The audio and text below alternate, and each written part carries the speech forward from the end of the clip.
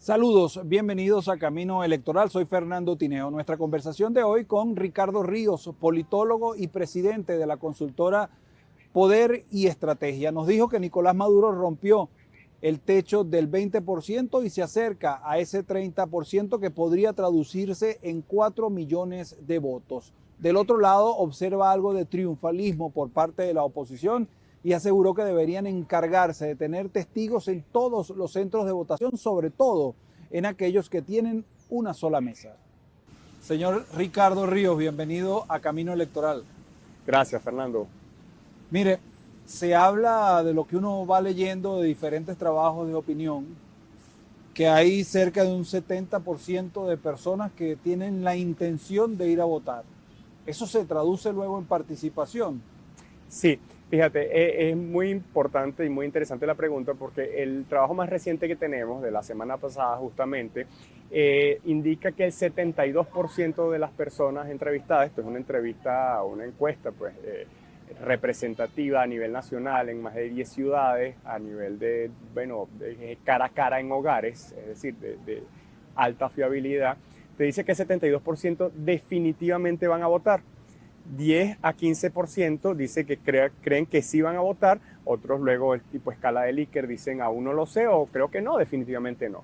Ahora, ese definitivamente sí va a votar es superior al 70%, es una de las cifras más altas que históricamente hemos tenido si los comparas con la participación en elecciones presidenciales. La más alta fue en 2013, 79%, cuando fue Maduro Capriles, 79%, nos estamos aproximando a esa cifra, sí y solo sí se mantiene el escenario actual, es decir, sí están todos los candidatos que en este momento aparecen en el tarjetón.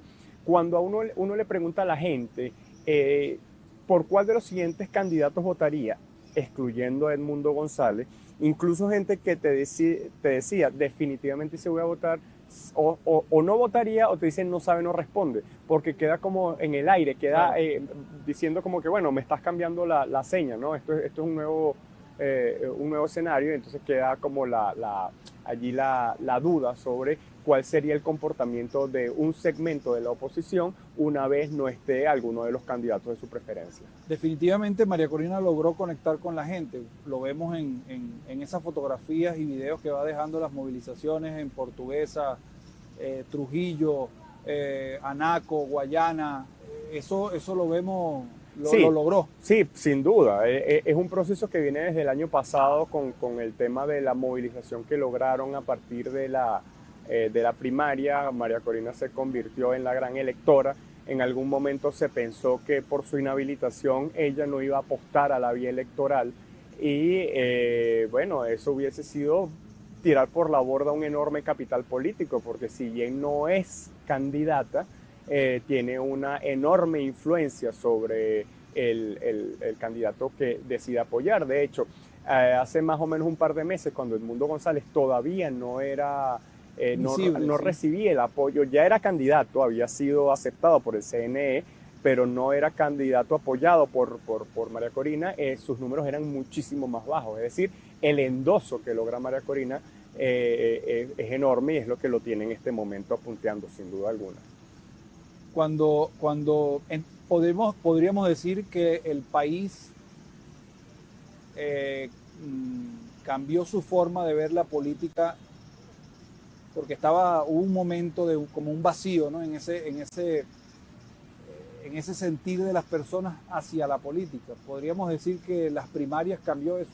Sí, sin duda que había una importante desmovilización, había una desconexión, una desmotivación, y con el tema primaria empieza a estimularse nuevamente un segmento, sobre todo el segmento tradicionalmente opositor, que a finales o a principios del año pasado, incluso finales del año pasado, quienes se autodefinían opositores era alrededor del 12-15%.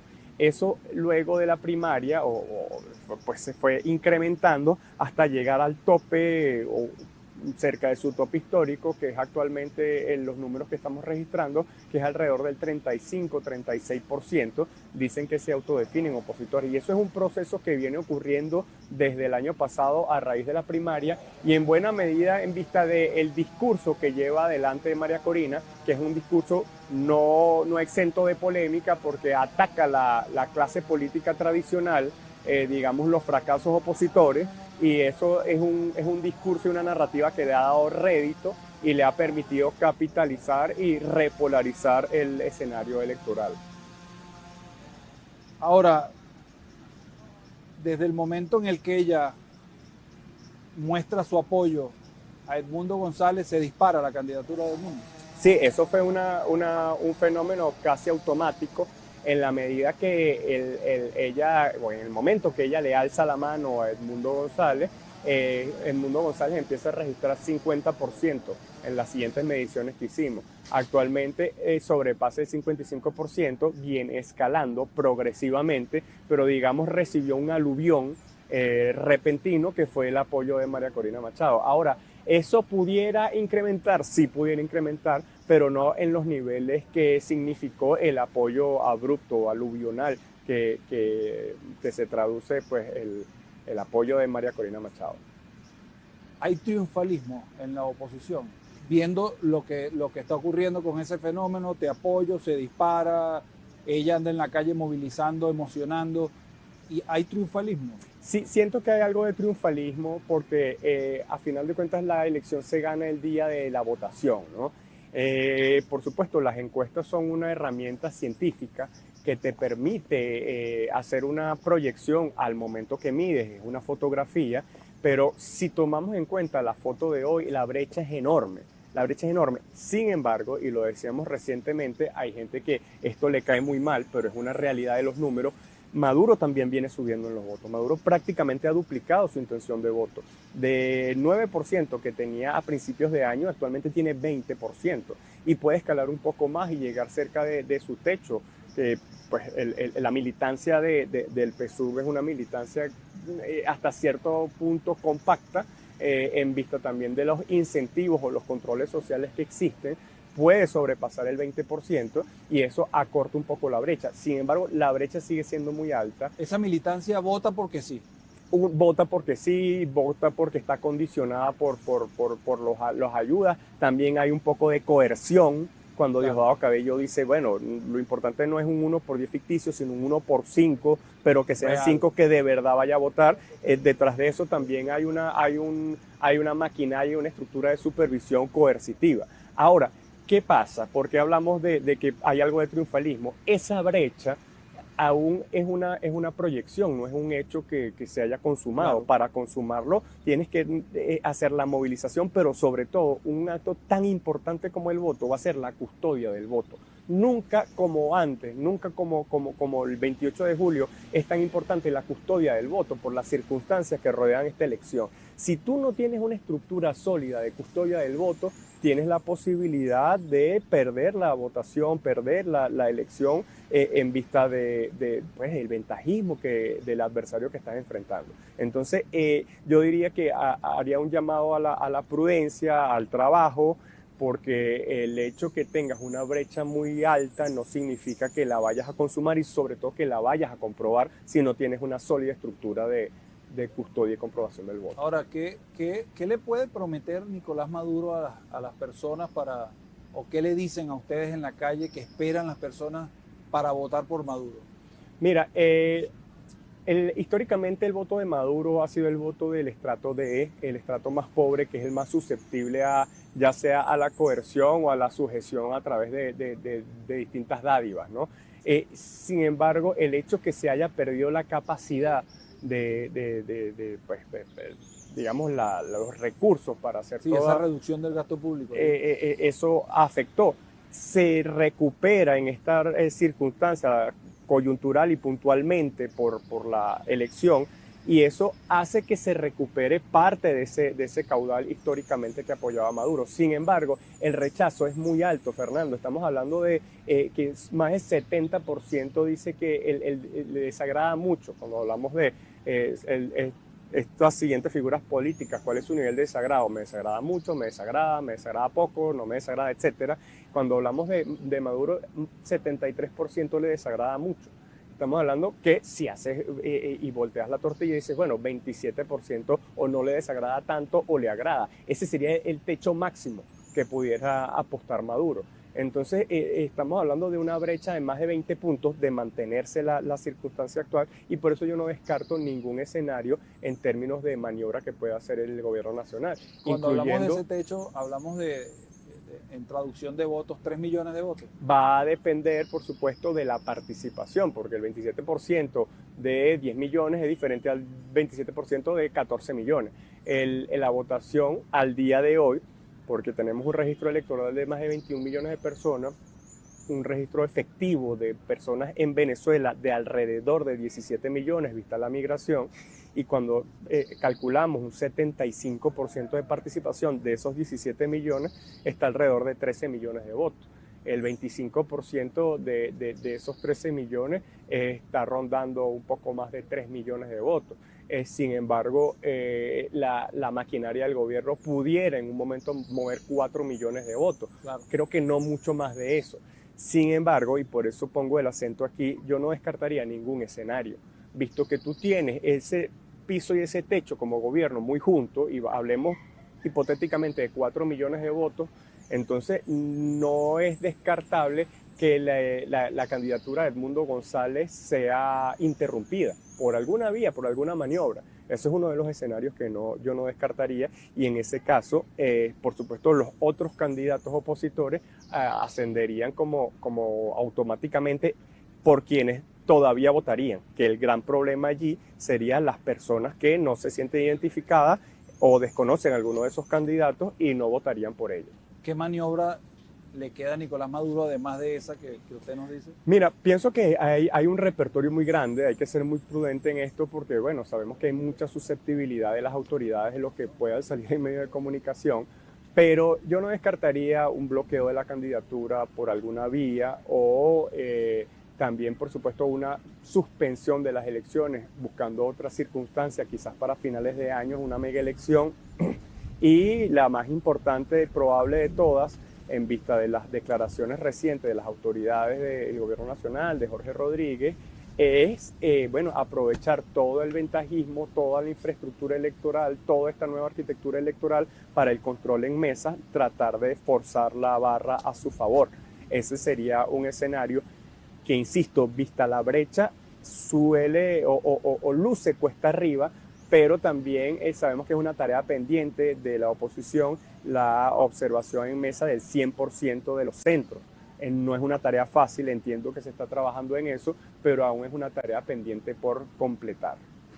¿La gente se siente segura de ir a votar? ¿O la gente va a ir a votar con inseguridad y todo? Mira, es una cosa muy interesante porque le preguntas a la gente si va a votar y te dicen definitivamente sí, 72%.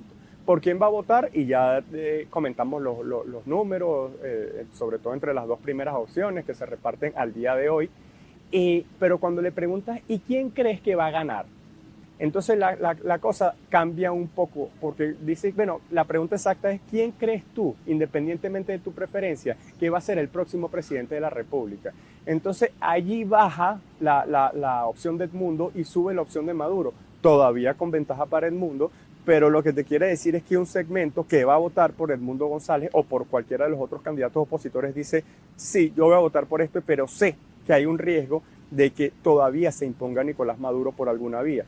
Pero también sucede viceversa, gente que va a votar, cuando hacemos el cruce, gente que va a votar por Maduro dice, yo voy a votar por Maduro, pero sé que tenemos la posibilidad de perder. Entonces es interesante porque todos los que van a votar, no todos están seguros de que sea la opción ganadora la que van a votar y la que es su preferencia. Es decir, no tienen confianza en que se respete su voto. No tienen confianza en que gane y otros no tienen confianza en que se respete el resultado. Para que haya una transición de no ser favorecido Nicolás Maduro, tiene que haber una negociación. Absolutamente. ¿Qué sucede? Es un tema hay una metodología para evaluar la viabilidad de los hechos políticos que te establece, digamos, 4 niveles. Si el objetivo, que se está evaluando, digamos transición, va en contra de los proyectos, la misión o la existencia de un actor, son como niveles. Entonces, si un objetivo va en contra de tus proyectos, tú te opones con cierta intensidad. Si va en contra de tu misión, te opones con más intensidad. Pero si va en contra de tu existencia, bueno, tú te opones con la ferocidad de tu vida y con todos tus recursos. Entonces, si la transición se traduce en la puesta en duda de la existencia de algunos actores, ya sea de su libertad o de su existencia física o incluso existencia como actores políticos, es esperable que haya una altísima resistencia. Entonces, ¿esto qué te quiero decir? Que para que haya una transición efectiva es necesario que tú le garantices la existencia. La existencia, y no solamente un tema de, no, mira, una casa como lo declaró ayer el mismo Jorge Rodríguez, ¿no? Los gringos le ofrecieron a Maduro una casa y varios millones de dólares en cualquier país que quiera. Y sí, efectivamente eso no es suficiente. Se trata de qué garantías tú le vas a ofrecer a ese movimiento político, a ese sector, que es un sector minoritario, pero un sector no del gobierno, de la sociedad, que todavía se identifica con el oficialismo. Tiene que tener la posibilidad de existir y llevar adelante sus actividades. Y aprovecho y el espacio para comentar lo que venimos señalando en otros espacios, la necesidad de un pacto político amplio, que involucre los distintos actores, los distintos factores nacionales, que permita que aquí haya la viabilidad no solamente de un gobierno, sino de una sociedad, porque si no va a ser imposible. El día 29 el país va a estar aquí, y esas fuerzas políticas, las 2, las 3, las 4 fuerzas políticas que resulten de allí, van a seguir en el país. Se debe garantizar que todas esas fuerzas políticas tengan sus espacios. Sin duda, es parte de lo que conversamos sobre la construcción de la viabilidad de una transición. O como lo planteó el presidente Petro, la necesidad de un plebiscito donde cada uno respete a su adversario. Porque eso es visto como que gana la oposición y en una transición hay que respetar el oficialismo saliente, pero también al contrario. Si el oficialismo logra imponerse, eso, visto la propuesta de Petro, es, mira, tú tienes que respetar a tu adversario, no lo puedes perseguir, no lo puedes encarcelar, no lo puedes desaparecer. Si tú quieres construir una sociedad viable donde bajen los niveles de migración, entre otras cosas, que afecta directamente a tus vecinos. Y la otra cosa y el otro mensaje que yo insistiría es lo que tú dices, el 29 el país va a estar aquí, va a continuar, y los proyectos no son absolutos, blanco o negro. El día final, antes y después, es decir, en 2025 también hay unas elecciones regionales, unas elecciones parlamentarias, las fuerzas políticas se tienen que reconfigurar y tienen que pensar en el post-28 de julio. Entonces eso pasa por, insisto, en un pacto de convivencia que a veces se ha satanizado por el tema de la cohabitación que tanto se señala, pero cuando desde una parte del espectro político, un Jorge Rodríguez dice, habla de ellos y nosotros los apellidos no tienen derecho a la patria, y desde el otro segmento también se dice, bueno, no se puede cohabitar con este segmento, es decir, esos son discursos antagónicos, afortunadamente minoritarios, pero existentes, que conspiran contra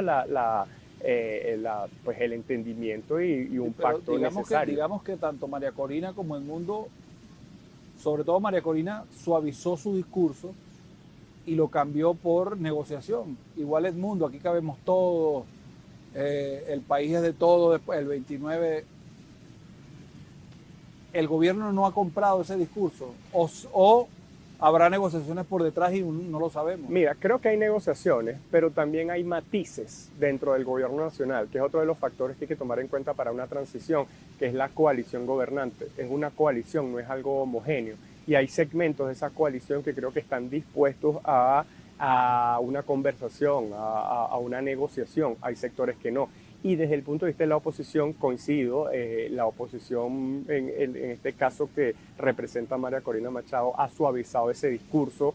Creo que también hace falta mucho de pedagogía política porque hay un segmento de la sociedad, no de los líderes, que aún sigue con ese discurso furibundo de, mira, aquí no se puede, y puedes hacer, hacemos escuchas digitales, metodología de monitoreo de redes, y lo percibe de un segmento que dice, aquí no podemos cohabitar con el enemigo.